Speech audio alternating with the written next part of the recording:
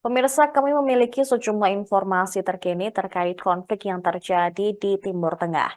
Iran dilaporkan sedang bersiap menerima pengiriman jet tempur Sukhoi Su-35 dari Rusia. Jet tempur tersebut akan dikirimkan ke Pangkalan Udara Isfahan, Iran. Mengutip Times of Israel pada Minggu 21 April, belum ada konfirmasi secara langsung dari militer Iran tentang penerimaan Sukhoi Su-35 ini. Pangkalan Udara Isfahan menjadi sasaran serangan Israel pada Kamis dan Jumat malam.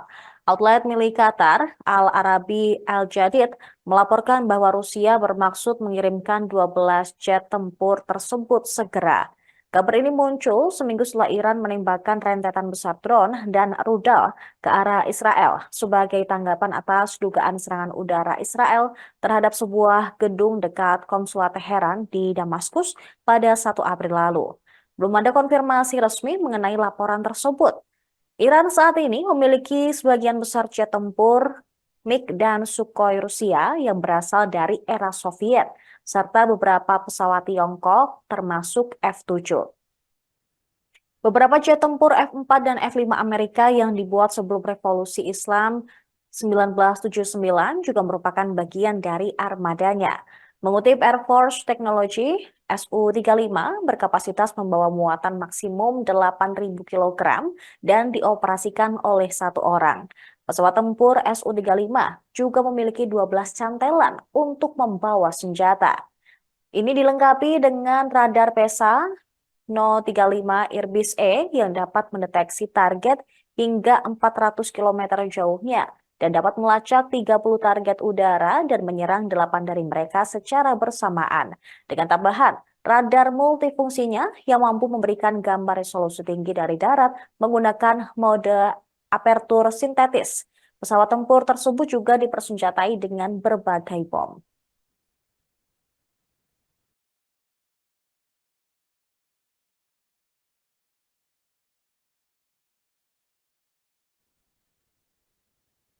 Media Ibrani mengungkapkan jenis rudal yang digunakan Israel saat menyerang Iran di pangkalan militer dekat kota Isfahan pada Jumat lalu. Senjata itu adalah rudal udara ke permukaan yang dikembangkan secara lokal yang dijuluki The Rampage. Menurut laporan media Ibrani kan, The Rampage diidentifikasi dari foto dan juga kesesuaian dengan tingkat kerusakan yang ditimbulkan dalam serangan tersebut. Roket sepanjang 4,7 meter ini juga dapat melaju dengan kecepatan supersonik, sehingga sulit dideteksi dan dicegat menggunakan sistem pertahanan udara seperti Iron Dome. Israel belum secara resmi mengomentari serangan tersebut, sementara Iran meremehkan insiden ini dan bersikeras bahwa hanya 3 drone kecil dan tidak ada rudal yang terlibat dalam serangan di Iswahan. Rampage yang diproduksi oleh Israel Military Industries System serta Israel Aerospace Industries berbobot lebih dari 0,5 ton dan diluncurkan pada tahun 2018. Senjata ini dirancang untuk menembus dan menghancurkan kawasan lindung seperti bunker. Laporan kan muncul beberapa jam setelah media The New York Times mengatakan bahwa dugaan serangan Israel terhadap pertahanan udara Iran di dekat lokasi nuklir Natanz menggunakan rudal berteknologi tinggi yang mampu menghindari sistem radar Iran. Laporan tersebut mengutip para pejabat yang mengatakan bahwa tindakan ini dikalibrasi untuk membuat Iran berpikir 2 kali sebelum melancarkan serangan langsung lainnya terhadap Israel.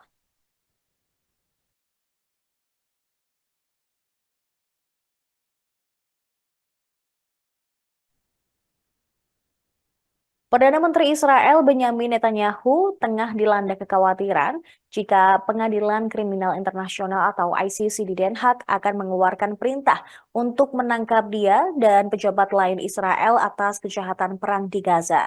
Dikabarkan para petinggi pemerintahan Israel langsung menggelar rapat mendesak pada Selasa kemarin di kantor Perdana Menteri. Dilaporkan bahwa tokoh serta elit politik dan juga hukum tertinggi di Israel hadir dalam rapat tersebut.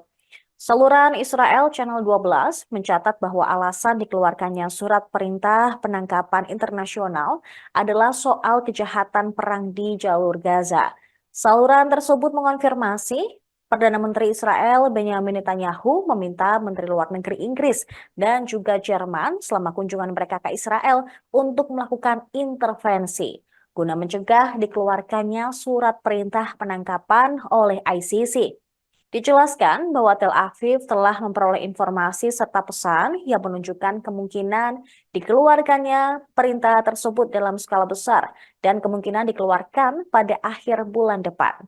Channel 12 juga melaporkan rapat itu mengangkat isu krisis kemanusiaan di jalur Gaza dan pernyataan beberapa negara bahwa Israel melanggar hukum internasional. Ada pula pembahasan soal memperlakukan penduduk sipil di jalur Gaza dengan cara yang melanggar pasal keempat Konvensi Jenewa.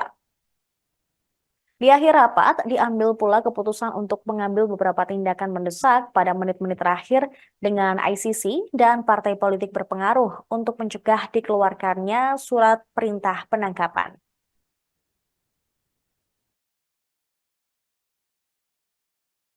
Oke.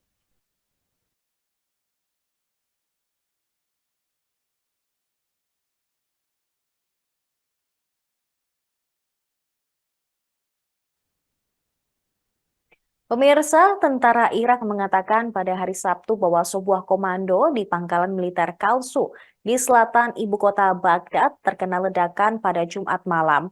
Serangan tersebut menewaskan satu anggota Iraq's Popular Mobilization Forces atau PMF dan melukai 8 orang lainnya. Penyebab ledakan tersebut masih belum diketahui. Para pejabat Israel dan Amerika Serikat mengatakan tidak ada pihak yang terlibat dalam ledakan tersebut yang terjadi sehari setelah serangan militer terhadap Iran yang dikaitkan dengan Israel. Ledakan dan kebakaran terjadi pukul 1 dini hari waktu setempat di Pangkalan Kalsu yang juga berfungsi sebagai markas besar tentara dan polisi Irak. Menteri Luar Negeri Iran pada hari Jumat mengatakan bahwa Teheran sedang menyelidiki serangan semalam terhadap Iran. Sejauh ini kaitannya dengan Israel belum terbukti dan dia meremehkan serangan tersebut. Diketahui pasukan mobilisasi populer atau IMF Irak atau juga bisa disebut Hashd al-Shabi merupakan kekuatan paramiliter yang didominasi Syiah dan didukung Iran yang berbasis di Irak. Pasukan ini dibentuk sebagai koalisi yang sebagian besar terdiri dari milisi Syiah sebagai respons terhadap penguasaan wilayah yang cepat oleh ISIS di Irak, termasuk perebutan Mosul pada tahun 2014. Kelompok ini didirikan berdasarkan fatwa yang dikeluarkan oleh Ayatollah Agung Ali al-Sistani yang menyerukan rakyat Irak untuk membela negara mereka.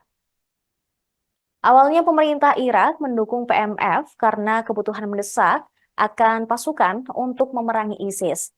Dukungan ini mencakup bantuan keuangan, logistik, dan senjata yang mengakui peran penting PMF dalam menghentikan kemajuan ISIS.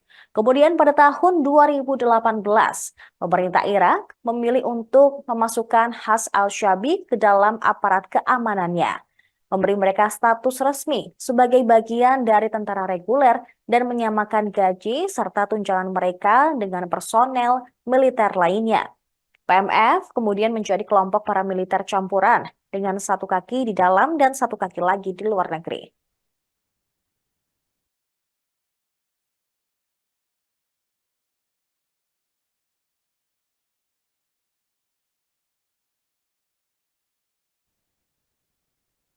Demikian informasi saat ini, kami akan terus mengupdate informasi lainnya mengenai informasi mancanegara, jadi tetap di Tribun News.